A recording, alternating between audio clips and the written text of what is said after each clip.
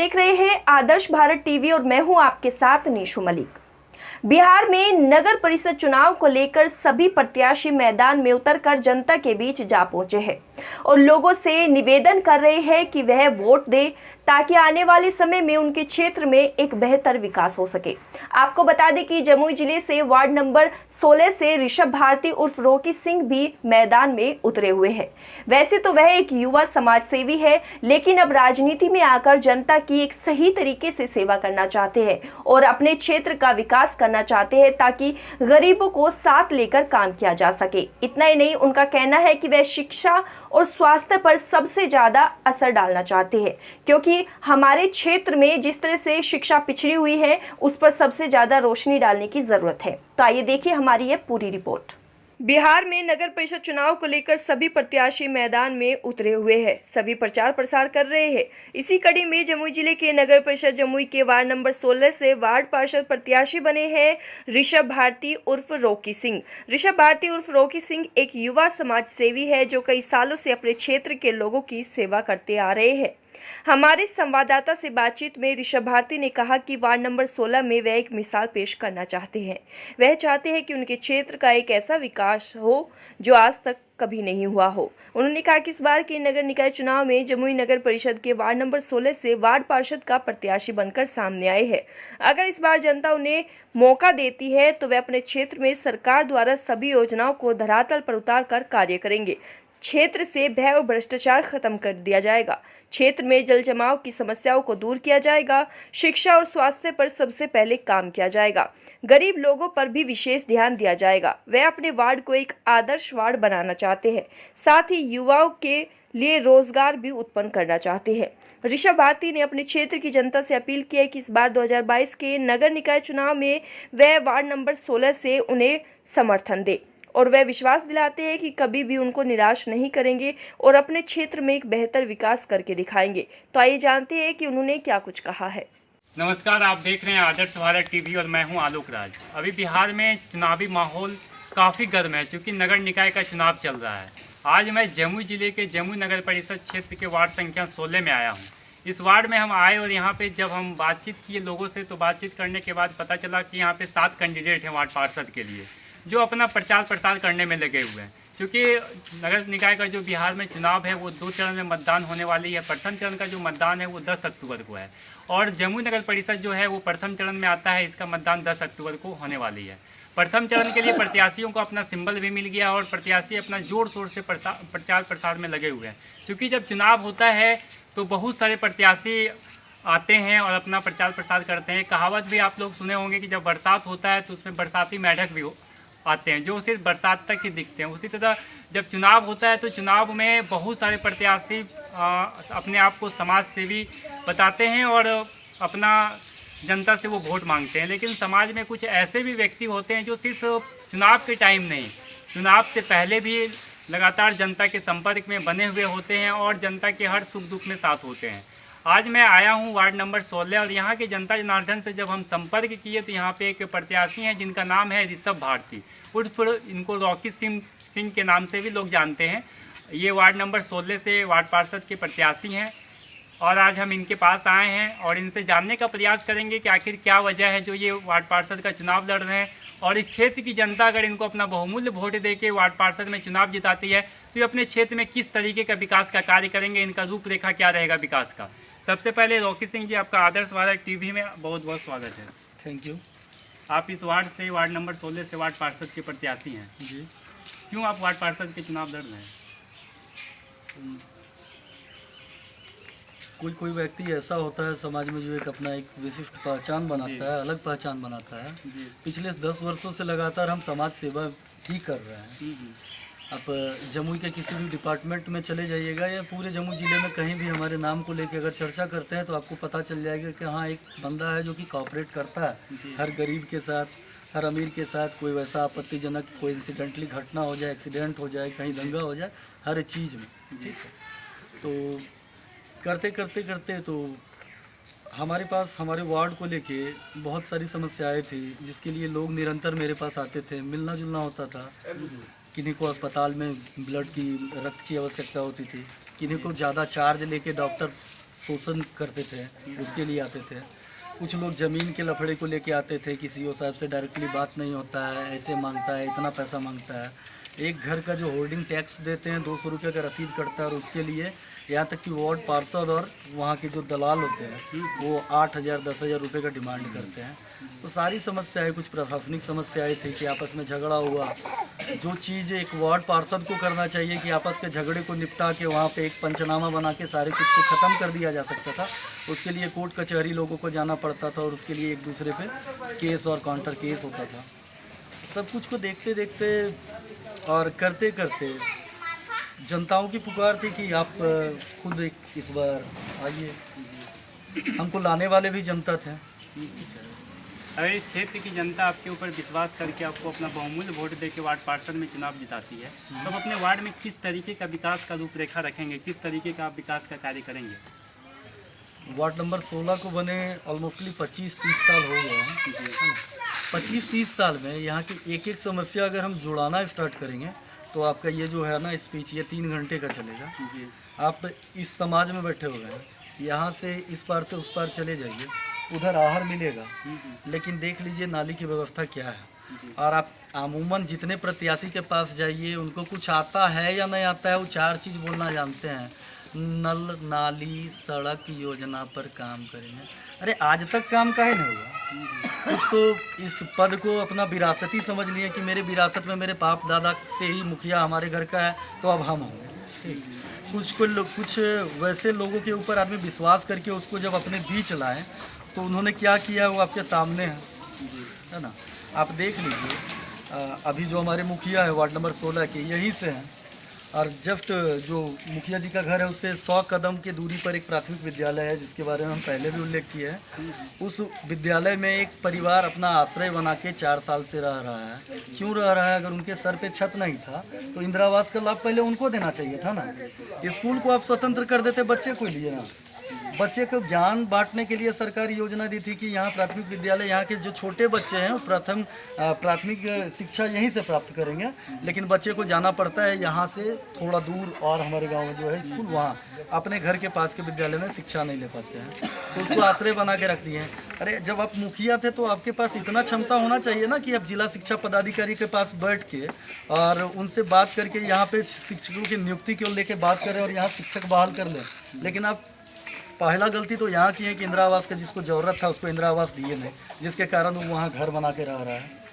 ठीक, तो इसके ऊपर काम आप कैसे कीजिएगा जब आप खुद वहाँ आदमी को ठहरा के रखे हैं, 4 साल से वहीं रखे हुए हैं, उसको आज तक इंदिरा आवास और घर पे छत नहीं दे पाए हैं, सर पे छत नहीं दे पाए हैं, तो क्या जिलाधिकारी से आप बात कीजिएगा और क्या यहाँ पे शिक्षक का नियोजन करवा के, शिक्षक नियुक्त करवा के क्या बच्चों के भविष्य के बारे में सोचिएगा। शिक्षा की व्यवस्था जो है सर्वोत्कर्ष पे है, मतलब यहाँ के किसी बच्चे को ले आइए, ठीक है, और उसे पूछिए, अगर वो इंग्लिश अल्फ़ाबेट का 26 लेटर भी बता दे तो हम सोचेंगे कि हाँ शिक्षा मिला है। दूसरे में आ जाइए आप, नगर में जो वार्ड में होता है नाली निर्माण है, ठीक है, नाली निर्माण देख लीजिए कहीं पे भी है। अब जिसके घर के पास इस पार से उस पार जाने का, तो नाली निर्माण में उसके ऊपर स्लेब देना चाहिए था। स्लेब अच्छे क्वालिटी का होता, गाड़ी पार होते होते वो स्लेब टूट गया, इसके ऊपर कौन ध्यान देगा। आप तो गुणवत्ता नहीं रखे उस टाइम की कितना ज़्यादा बचत हो। जब गुणवत्ता नहीं रखे तो टूटने के बाद बनाने का काम आपका है। हमारे चले जाइए उधर मांझी समुदाय का लोग है, मांझी समुदाय का जो टोला है, 30 वर्ष में अगर हर वर्ष एक आदमी को इंदिरा आवास मिलता, एक आदमी को आवास योजना का फ़ायदा मिलता, तो 30 परिवार रहता होगा, 30 आदमी के पास अपना घर होता पक्के का, ठीक है। और अगर वहाँ पे नाली निर्माण होता और अगर सबको जो विकास मित्र के द्वारा दिया जा रहा था सरकारी योजना में हर घर शौचालय, अगर शौचालय दिया जाता तो उनके हर घर में शौचालय होता, नाली होता, तो आज पारस्परिक कोई उसके ऊपर दबाव नहीं बना पाता कि आप बर्तन कहाँ धोइएगा, बर्तन में पानी कहाँ जाएगा, बाथरूम कहाँ जाओगे, शौचालय कहाँ जाओगे। तो उनको जानबूझ के सरकारी योजना से दूर रखा गया। इसीलिए दूर रखा गया कि हमारा चारों ओर ज़मीन है, पूरा ज़मीन हम लोग का है। अगर ये हमको वोट नहीं करता है तो इलेक्शन के टाइम उनको धमकी दे सके, उनको धमका सके, उनका शोषण कर सके, ठीक है। अगर आप किसी को 5,000 रुपये एडवांस देते हैं तो फ्री में नहीं दे रहे हैं, आप उससे काम लेते हैं तब आप पैसा दे रहे हैं। आप बुक कर रहे हैं, अपने एक मजदूर को बुक कर रहे हैं तो 5,000 रुपये देते हैं, कौन सा एहसान करते हैं। आप श्रम के बदले दे रहे हैं, किसी को आर्थिक मदद जो दे रहे हैं श्रम के बदले दे रहे हैं। इसको आप एहसान नहीं जोड़ सकते हैं कि हम इसके लिए ये किए और उसके लिए वो किए, है ना। दो चीज़ हो गया। सड़क निर्माण तो चले जाइए, पूरा गली में घूमिए, देखिए गुणवत्ता अगर होती तो 5 साल में सड़क तहस नहस नहीं हो जाता। और ये हमारा कोई NH नहीं है कि इस पर गाड़ी चल रहा है ना, दिन रात 3000 गाड़ी पार होता है, वैसा है ना। अमूमन एक ऑटो साइकिल ज़्यादा से ज़्यादा एक ट्रैक्टर चलता है, उसमें आपका रोड जब उसको बर्दाश्त नहीं कर सकता है तो निर्माण की गुणवत्ता क्या थी, है ना। इसके अलावा आ जाइए कि हमारे वार्ड में जिनको भी इंदिरा आवास मिला है, क्या देने के टाइम भी देखे थे कि वो लेने योग्य है या नहीं है। अगर आप आवंटन करवा लेते हैं 4, 5 या 500 इंदिरा आवास का आवंटन करवा लेते तो सबको दे देते, कोई बात नहीं था। लेकिन पहली प्राथमिकता होती है कि इंदिरा आवास उसी को मिले जिसका घर फूस का है, जिसके घर पे छत नहीं हो, जिसके सर पे छत नहीं है, वो तंबू गड़ के रह रहा है, पहले उसको मिलना चाहिए था। जिसका घर गिर रहा है बरसात के मौसम में, उसका स्थिति बद से बदतर है, उसको मिलना चाहिए था। तो किस चीज़ पे ध्यान दिए, ठीक है। हमारा बहुत लोगों का कहना है कि हमारा ये वार्ड हमारा नहीं है, हम 17 नंबर में मेरा घर है, हम 16 नंबर से चुनाव लड़ रहे हैं। इस चीज़ को लेके कुछ यहाँ के जो ज्ञानी हैं वो ज्ञान बांटते हैं। अरे तो 16 नंबर वार्ड में कोई ऐसा बड़ा ताकतवर व्यक्ति तो होना चाहिए था कि आपके 16 नंबर के जो भी पीड़ित परिवार के लोग हैं वो आपके पास जाएं और आप उसकी समस्या का समाधान कर दें। रॉकी सिंह के पास क्यों जाता है यहाँ से आदमी कि हमारा थाना का काम रुका हुआ है, पुलिस प्रशासन परेशान कर रही है, हमारी वाइफ की डिलीवरी है, खून का ज़रूरत है, बहुत ज़्यादा पैसा मांगा जा रहा है। हर एक तरीके के शोषित परिवार वहाँ क्यों आते हैं, हमारे पास क्यों आते हैं। अगर आपके वार्ड में कोई दमखम का था और आपके जाति का दमखम खाता तो अपने जाति के पास जाते हैं। उस समय क्या होता है कि उस समय रॉकी तांती हो जाता है, रॉकी मंडल हो जाता है, रॉकी मांझी हो जाता है, रॉकी यादव हो जाता है। और जब सबका काम हम करवाते हैं, और कहीं भी घूम के पूछ लीजिए, कोई एक व्यक्ति नहीं बोल सकता है कि रॉकी सिंह किसी का 1 रुपया लिया है। हम सबको फ़ायदा दिए। अपने नाम पे अगर प्राइवेट क्लिनिक में फंस गया है, 25,000 रुपये का डिमांड किया तो 15,000 में मैनेज कर दिए। ये हमारा आदमी है, 10,000 रुपये कम कर दीजिए। तो हमारा बाहर का जो फील्ड है, चाहे वो स्वास्थ्य को लेके हो, चाहे प्रशासन को लेके हो, चाहे कोई भी विभाग हो, सबके साथ 10 साल से वास्तविक सेवा की है। ऐसा नहीं है कि इलेक्शन के टाइम समाज सेवी फलना बाबू। अरे शिक्षित लिख दिए, कितना शिक्षा है बैठ के दिखा दीजिए ना, कितना योग्यता है बैठ के दिखा दीजिए। हम वार्ड छोड़ के चुनाव छोड़ के चल जाएंगे। अगर सब मुखिया जीत ही रहा है तो फिर दारू पिला के पूरे परिवार को क्यों बंदरबांट कर रहे हो, क्यों दारू का सेवन करवा रहे हो, रोज दारू बांटने पे क्यों मजबूर हो। अगर तुम जीत ही रहे हो और तुम सही में वास्तविक रूप से काम किए हो तो क्यों घर घर भीख मांग रहे हो, लोगों का हाथ पकड़ के जबरदस्ती चिकन खाओ, दारू पियो, क्यों कर रहे हो, क्यों पैसा बांटने पे मजबूर हो। जाइए पूरे वार्ड में घूम लीजिए, अगर कोई है, यहाँ भी महिला लोग हैं, पूरे वार्ड में घूम लीजिए। अगर एक व्यक्ति अगर बोल देता है कि मैंने किसी को 100 रुपया दिया है तो बोलिएगा, मैंने किसी को 1 गिलास दारू का पीने का पैसा दिया या दारू व्यवस्था करके दिया है तो बोलिएगा। हम जब बहुत सारे प्रत्याशी से यहाँ पे बातचीत की तो प्रत्याशी का एक क्वेश्चन भी था कि बिहार में ऐसे आमूमन देखा जाता है कि जाति बहुत बड़ा फैक्टर होता है चुनाव में। लोग अपने जाति के दम पे चुनाव लड़ते हैं, लेकिन बहुत सारे प्रत्याशी बोले कि नहीं, उनका तो यहाँ पे कुछ मास वोट है ही नहीं, तो कैसे चुनाव जीतेंगे और कैसे वार्ड पार्षद बनेंगे। इस पर आप क्या कहना चाहते हैं।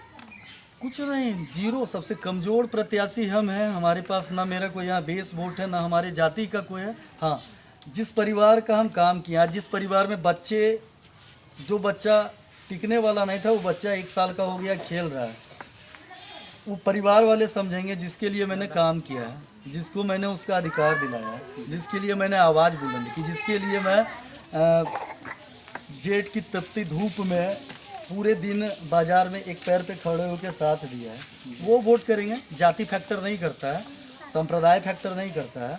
और जो ऐसा सोचते हैं या जो ऐसा बोलते हैं तो अपने जाति से काम करवा लेते हैं और जाति से काम करवाते हैं। और हमारा कोई जाति नहीं तो हमारे पास कोई काम ही नहीं आता वार्ड नंबर 16 का। हम आपको लिफ्ट दे सकते हैं कि लगभग 70-72 आदमी का नवंबर से लेके अभी तक हेल्प किया है, हर एक जाति से है। हम तो जाति नहीं पूछे, आपकी मर्जी है, आप मतदाता हैं, आप जाति को वोट दीजिए, आप योग्यता को वोट दीजिए। कोई जीने के लिए वोट दीजिए, कोई पीने के लिए वोट दीजिए। कोई किसी को 5 साल दारू पिलाएगा इस उम्मीद में वोट दे रहा है, कोई इस उम्मीद में वोट दे रहा है कि हमको हमारा मुखिया योग्य मिले जो हमारे अधिकार के लिए लड़े, हमारे ऊपर कोई हावी हो तो इतना ताकतवर हो कि उसको रोक दे। कोई अपने सुरक्षा के लिए वोट दे रहा है, कोई अपने बच्चे के शिक्षा के लिए वोट दे रहा है, कोई अपने स्वास्थ्य व्यवस्था में उसको परेशानी ना हो उसके लिए वोट दे रहा है। ठीक है, तो वोट आपको देना है। आप सोचिए, आप जनता है, आप जनार्दन है। मेरा कोई नो कमेंट्स, मेरा कोई जाति नहीं है, ठीक है, लेकिन परेशानी सबको हमसे है। जब हमारा कोई जाति नहीं था तो खरीद फरोख्त में सबसे ज़्यादा हमको उतरना चाहिए था। हम तो किसी को दारू नहीं देते हैं, हम तो किसी को पैसा नहीं देते हैं। आज दारू और पैसा देने के बाद अपने जात के नाम पर गुट बनाने का ज़रूरत क्यों पड़ रहा है? अगर हमारे पास वोट नहीं है तो, अगर हम कुछ नहीं कर सकते हैं और हम विकास पुरुष नहीं कहला सकते हैं तो परेशान तुम लोग क्यों हो? जीते हुए तुम हो, तुम्हारे जाति का वोट है तो सूतो घर में। प्रचार करने का क्या जरूरत है? इतना दौड़ भाग करने का क्या जरूरत है? हम अपने पावर का, अपने जो मेरा जो पावर है, मेरा जो पकड़ है, उसका गलत इस्तेमाल कभी नहीं किया है। अगर कोई भी जाति के लोग हमको गलत इस्तेमाल करने पे मजबूर कर देंगे तो यहाँ का इलेक्शन आज तक के इतिहास में वैसा इलेक्शन नहीं हुआ होगा जैसा इस बार कर देंगे, है ना? तो आप गलत तो कर ही रहे हैं, शराब बांट रहे हैं, शराब की आदत लगा रहे हैं, घर से मतलब एक परिवार, एक स्वस्थ परिवार से एक आदमी को उठा के आप उसको क्षति कर रहे हैं। अगर उसको कुछ हो जाता है तो क्या आप एक योजना का लाभ दे सकते हैं? और अगर योजना का लाभ दिए तो जाइए घूमिए पूरे वार्ड में, देखिए कि जो योजना लेने योग्य था उसको योजना का लाभ मिला या जो पहले से सुदृढ़ था उसको योजना का लाभ मिला। लास्ट हमारा रहेगा सवाल आपसे कि आप हमारे चैनल के माध्यम से अपने क्षेत्रवासियों, वार्डवासियों से क्या अपील करना चाहेंगे?